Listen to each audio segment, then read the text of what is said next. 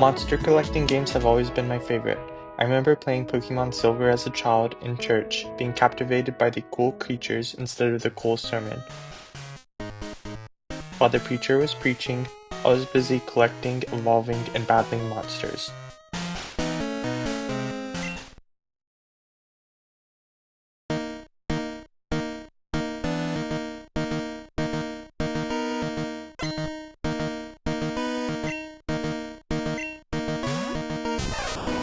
I recently dove into Slay the Spire and found myself hooked on its engaging and strategic gameplay loop. The replayability and strategy and novelty of each run was great. That got me thinking, what if I combined mechanics from these two games? A deck-building roguelike with monsters that you can capture and evolve would, I think, make for a uniquely fun and satisfying gaming experience. Enter my current project.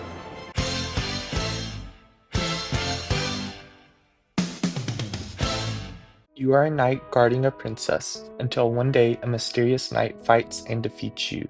This interaction warps you to a strange world filled with monsters and knights. Most of the game takes place here, which is essentially a mix of Dragon Ball Z's hyperbolic time chamber and Into the Spider-Verse, but with knights.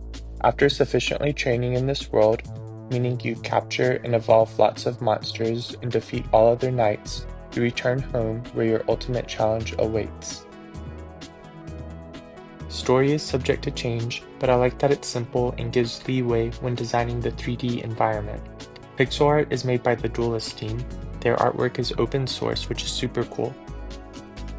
I've released one game, and creating artwork was the most time-consuming task. In the end, it looked okay at best.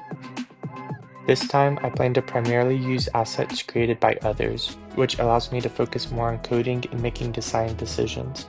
The current 3D environment is likely temporary. The walls and floor are placeholders pulled from a Unity Learn example project.